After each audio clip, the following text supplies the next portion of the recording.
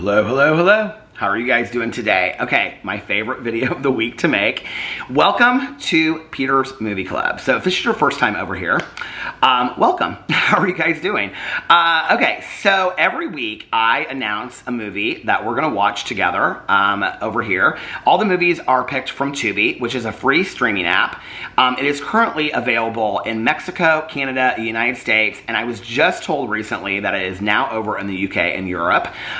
So you don't have to pay anything to stream videos or movies over there. Actually, I was thinking about streaming a show because streaming a show together because Moonlighting was one of my favorite shows back in the day with Bruce Willis and Sybil Shepherd. If you never watched it, I love that show. My mom and I watched it. And it's actually all 5 seasons are over on the Tubi. So there's a lot of shows over there. There's actually a lot of current shows that are over there. True crime documentaries, movies, horror movies, drama movies, romance movies. There's all kinds of movies over there, all kinds of TV shows, all kinds of reality shows are over on the Tubi, and it's completely free. You can make an account, and it's free to make an account, and you can save your favorites and all that kind of stuff and track your history of watching things over there. And no, this is not sponsored by Tubi. I wish it was. I love Tubi so much, and I was just telling some of my friends the other day, I was like, you've got to get the Tubi. I can't believe you don't have the Tubi. It's like there's so much over there. So if that is something that you guys would be interested in doing, binge watching Moonlighting, which came out in the 80s, please let me know. It's 5 seasons. I think there's like 8 episodes each season, so it'll be like 40 episodes total. But it's about a detective agency. I can't remember what it's called. It's not the Moonlighting Detective Agency. A Blue Moon Detective Agency is what it's called. And it's based off of a shampoo that Sybil Shepherd was a model. And so she represented the shampoo. So she loses all of her money, and then she has to so she goes to her businesses that she owned, and she's getting rid of all of them, and she comes across this Blue Moon Detective Agency, and it's not making any money. Well, she ends up working with David, who is played by Bruce Willis, and then she stays on. They become detectives at this detective agency, and so it's a comedy, but it's also like a mystery each episode, and it's fantastic. I loved it. So if you guys want to watch that over here with me, let me know. We'll binge watch Moonlighting together. I just kind of came up with that idea while I was sitting here talking about it. I thought about it. I was like, I think I'm going to binge watch this, but I've got so many shows to watch. So anyway, every week I come over here and I announce a movie that we're going to watch for the next week. And all the movies are movies that really meant something to me, up till now. They're usually older movies, from when I was growing up, my early, 20s, late teens, things like that. But they're all movies that have really meant something to me in my life.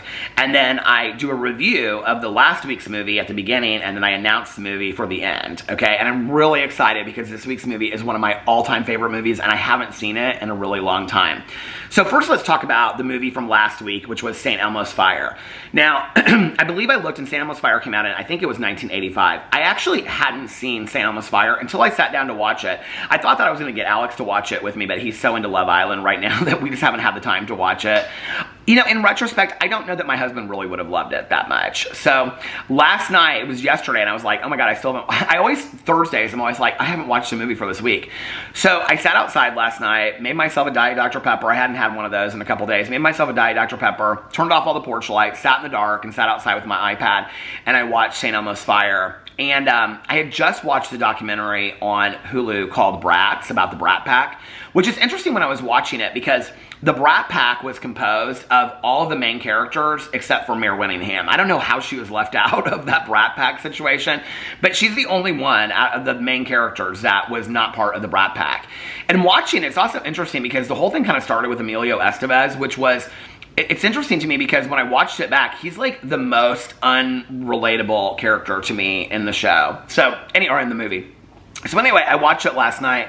When I started watching it, I was kind of surprised of, I remembered parts of it, but there was a lot of it that I, was until it happened, I was like, oh, I totally forgot about that. It is really, I bet it's been probably 20 years since I've seen St. Elmo's Fire. So this was a movie that, when I was in high school, me and my girlfriends loved. And as I was watching it, I was like, oh, I remember, we would say, I'm so-and-so, and I always wanted to be Jules, and so-and-so, which was played by Demi Moore. And so, if you didn't watch it, it's a movie about a group of friends that went to Georgetown, and they all graduated, and it's the year or two after that they've graduated, and they're all doing different things. Judd Nelson plays he wants to be a politician, and he is working for a Democrat politician, and then he turns over, becomes a Republican politician. That whole part's a big part of the movie.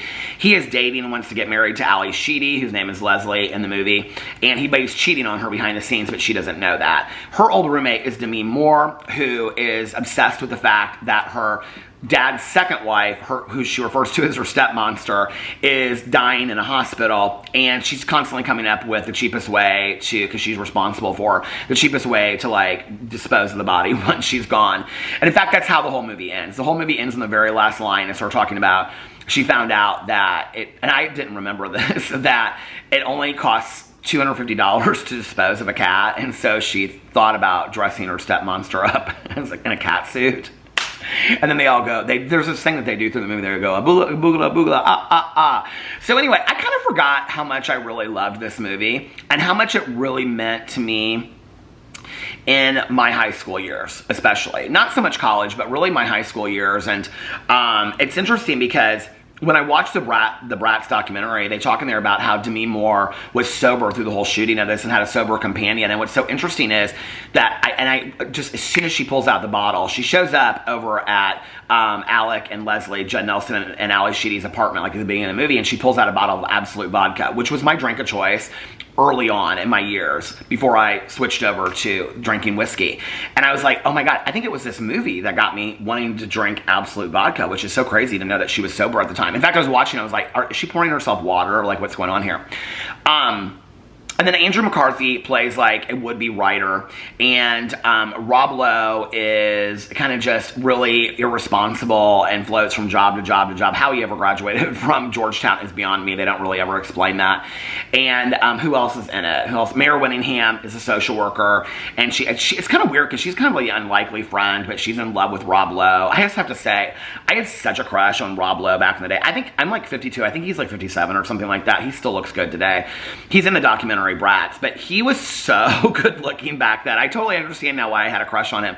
He was like my celebrity crush when I was like in high school. I can remember, but he is just like, the movie is so good. The movie is so good, and it's just about this group of friends, and you know, it's like their friendship peaks and then it falls apart, and then at the end of the movie all this stuff has happened. Jules has had kind of like a mental breakdown. She's lost her job. She doesn't know how she's going to pay her bills, and they all kind of rally. They've all split up as friends, and now they all kind of rally around kind of getting her. And then Rob Lowe decides that he has a wife and a child, and he decides to let her go get married because he won't be a good husband or father. And so he decides to move to New York City to pursue being a saxophone player. And so the very end is them taking him to the bus stop in the middle of the night and all this kind of stuff. And so, you know, it was interesting watching it, because when I was watching it, I had this moment, like it was like halfway through, where I was like, I don't think I need to watch this movie ever again. And I always kind of ask myself that when I'm watching the movie, like, do I ever want to watch this movie again?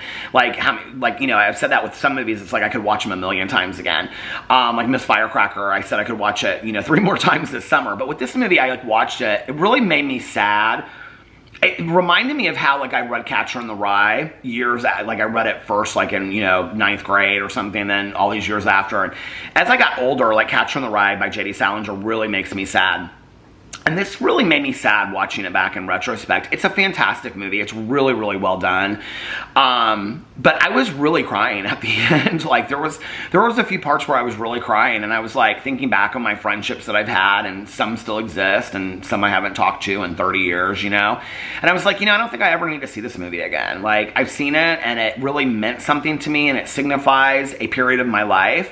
But I'm not there anymore, you know, and I don't really want to be there, if you want to know the truth. It really, to be honest with you, there were parts in it I could remember where my friends and I would say, oh, I'm this person, or I'm that person, or whatever. And there were so many parts where I just could remember my friends and I talking about it. And you have to remember that when I was in high school, I wasn't out to my girlfriends, even though they later, a lot of them said that they, you know, thought that I might be gay. That, looking back at that period of my life, is a very, even though I had a lot of fun with my friends, it was also a very guarded area of my life, or guarded part of my life, where I felt like I couldn't be out, I couldn't be myself. And so in watching this movie, it reminded me of that. It really reminded me of when I was in the closet and lying about this, and, you know, not lying about being gay, but not being open about being gay. And watching the movie kind of reminded me of that, if you want to know the truth. But anyway, It's a fantastic movie. I loved it. I just don't know that I ever need to see it again. It kind of made me sad, you know? I mean, if it was on, I'd probably like leave it on while I was like cleaning the kitchen or something like that, but I don't know that I would seek it out again. So anyway, just wanted to share that review. Let me know what you thought. I thought, to be honest with you, it was better than I remembered it being. So, okay, so that brings me to the movie for this week. So I'm trying to pick movies that are kind of like better to watch. Like, I have some movies that take place in the winter, and I'm like, okay, we can save those till the winter. I hope that, God willing, that they're not off of Tubi, because Tubi takes movies and, you know, whatever, puts them off and then they come back and whatever. So I'm trying to pick movies that would be a little bit better to watch in the summertime with the heat and things like that.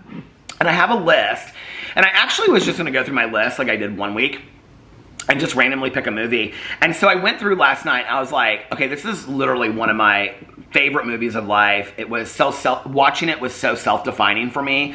I remember loving this movie before I got sober. It was actually a movie that one of my really good girlfriends, she and I would watch, and we would drink a lot too. And then after I got sober, it was very self-defining as well in how I viewed the world.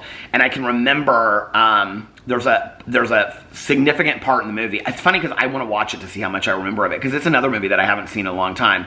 But there's a part in it where one of the characters kind of changes and transforms into a new person.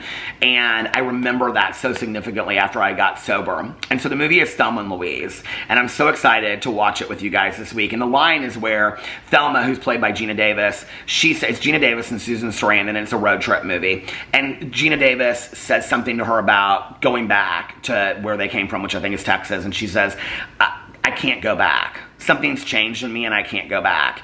And I can remember, like, that didn't really mean a lot to me before I got sober, but after I got sober, like, that specific scene really resonated with me. And I was like, you know, like, being sober, like, there was a period, I think it was like after around 6 months sober, where I was like, something's changed in me and I can't go back. I'm not the same person that I was before, and I can't go back to that. So if you've never seen Thelma and Louise, what is wrong with you? It is literally the epitome of women's empowerment and just, I don't know, independence, and it's the ultimate road trip movie ever if you've ever seen it. So the movie came out in 1991, which would have been my freshman year in college, and it is 2 hours and 10 minutes long. And I'm going to read it to you right here. It is meek housewife Thelma, played by Gina Davis, joins her friend Louise, played by Susan Sarandon, an independent waitress, on a short fishing trip. However, their trip becomes a flight from the law when Louise shoots and kills a man who tries to Thelma at a bar. Louise decides to flee to Mexico, and Thelma joins her. On the way, Thelma falls for sexy young thief JD, Brad Pitt, and a sympathetic detective, played by Harvey Keitel, tries to convince the two women to surrender before their fates are sealed. I love this movie so much. I love the music. The music is fantastic in this movie. It's so good. And there's a scene. There's a Marianne Faithfull song. If you've never seen this movie before, look for the scene. It's in the middle of the night. They're driving through the Badlands. Maybe they're from Oklahoma is where they're from in the movie. But anyway, they're driving through the Badlands, and Susan Sarandon's asleep. Is it Susan? Who's asleep? I can't remember. But it's the Marianne Faithfull song that says something about she always thought she'd drive like a convertible through France, and those days are gone. And it's like this moment where she realizes, like, everything I thought was going to be in my life wasn't. Now, the ending of the movie, if you've never seen it before, I'm not going to ruin it for anybody. But before you get there, if you have seen it, or if you're going to watch it again, or you're going to watch it for a first time, I'm going to tell you next week what I really think happened at the end, or what I wish would have happened at the end. So it's just such a fantastic movie. If you've never seen it before, please watch it with me this week. I mean, it is one of the all-time greats. My mom loved this movie so much, and it's always been one of my favorite movies ever since it came out. So this week's movie is Thelma and Louise. Anyway, I love you guys. Get ready to put the jeans on, and the cowboy boots, and the sleeveless t-shirts, and the bandanas around your neck, and a cowboy hat on. Get ready for Thelma and Louise. Anyway, I love you guys, and I will see you tomorrow. Bye.